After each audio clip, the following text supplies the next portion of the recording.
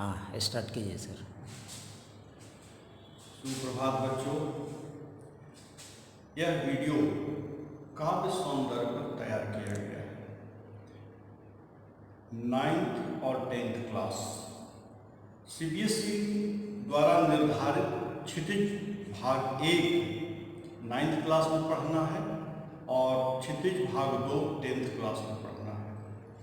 इसमें हमेशा एक प्रश्न काव्य सौंदर्य पर आता है। कविता की पंक्तियों में काव्य सौंदर्य क्या है, ये प्रायः बच्चे नहीं समझ पाते हैं। मैंने इसी पर आज ये वीडियो तैयार किया है। आप लोग ध्यान से सुनेंगे। क्या है काव्य सौंदर्य? काव्य में लोक मंगल की कामना ही काव्य सौंदर्य होता है। कोई भी कविता लोक मंगल, जिसमें पूरे समाज का, पूरे लोक का, पूरी जनता का मंगल हो, उसी कामना से कोई कविता लिखी जाती है और वही भावना काव्य सौंदर्य कहलाता है। जीवन में संपूर्ण सत्य, परहित और लोक कल्याण है। यही सत्य जब शिवमय होता है तब वह सुंदर हो जाता है। इस प्रकार काव्य सौंदर्य लोक मंगल के उद्देश्य के साथ सत्यम शिवम सुंदरम की अन्यतम अभिव्यक्ति है।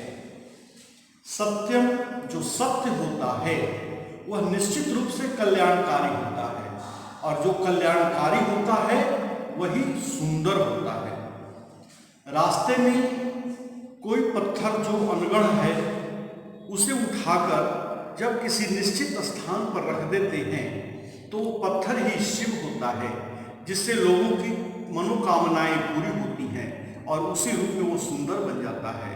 तो कविता की पंक्तियों में लोक मंगल की भावना छुपी हुई होती है और कवि उसी भावना से कविता लिखते हैं और वही भावना काव्य सौंदर्य कहलाती है। सत्यम शिवम सुंदरम, यानी काव्य जो है इसकी कसौटी है। कविता की पंक्तियों में यह सौंदर्य दो स्तर पर, भाव और शिल्प, प्रकट होता है। हम इसे उदाहरण से समझ सकते हैं। यदि फूल का कोई पौधा, पौधे की संरचना, उसका स्ट्रक्चर, वह कितना सुंदर लगता है। उस फूल में पत्ते कोमल हैं, कांटे हैं, वह उसका शिल्प सौंदर्य होता है। शिल्प माने स्ट्रक्चर, बनावट।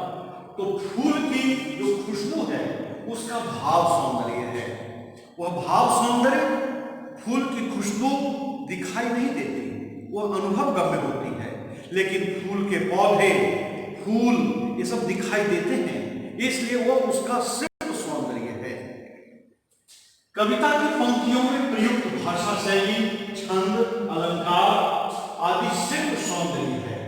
तो कविता के भाव किस रस में है, यह उसका भाव सौंदर्य होता है। उदाहरण द्वारा मैं बता रहा हूं। मानुष हो तो वही रस खानी, बसों ब्रज गोकुल गांव के द्वारन। रसखान कवि द्वारा लिखी गई यह पंक्ति सवैया छंद में है। सवैया छंद का एक उदाहरण है किरीट। उसी में ये पंक्ति इन्होंने लिखी है। छंद दो प्रकार का होता है, एक मात्रिक छंद और एक वर्णिक छंद। तो जिस छंद में वर्णों की प्रधानता होती है वर्णिक छंद है। यह सवैया छंद वर्णों की प्रधानता है इसमें, इसलिए यह वर्णिक छंद में हुआ। इसका भाव सौंदर्य क्या है कि कवि के मन में श्री कृष्ण भक्ति में लीन कवि रसखान, मनुष्य जीवन की सफलता श्री कृष्ण की जन्मभूमि ब्रज में जन्म लेने में ही मानते हैं। यह इस पंक्ति का भाव सौंदर्य हुआ। लेकिन शिल्प सौंदर्य ब्रज भाषा में लिखा गया यह सवैया छंद, किरीट सवैया का यह उदाहरण है। यह एक वर्णिक छंद है जिसकी प्रत्येक पंक्ति में 24 वर्ण होते हैं। कालिंदी कूल कदम बके डारन, अंतिम पंक्ति है। बाप पशु हो तो बसेर करो, नित कालिंदी कूल कदम बके डारन। यहाँ क वर्ण की बार बार आवृत्ति हो रही है। इसलिए यहाँ पे अनुप्रास अलंकार होगा।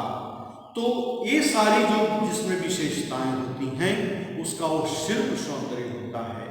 तो बच्चों, आज मैंने आपको बताया कि काव्य सौंदर्य क्या होता है।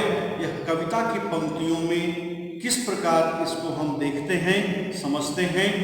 जब कोई भी पंक्ति आए तो उसका भाव सौंदर्य और शिल्प सौंदर्य दोनों को अलग अलग करके लिखेंगे और दोनों मिलाकर ही काव्य सौंदर्य हो जाता है। अब आगे की वीडियो में मैं 9th क्लास में, 9वीं कक्षा में जितनी भी कविताएं हैं उसमें कौन कौन किस किस पंक्ति में भाव सौंदर्य है, किसमें शिल्प सौंदर्य है, उसको अलग से मैं बताऊंगा। तब तक के लिए धन्यवाद।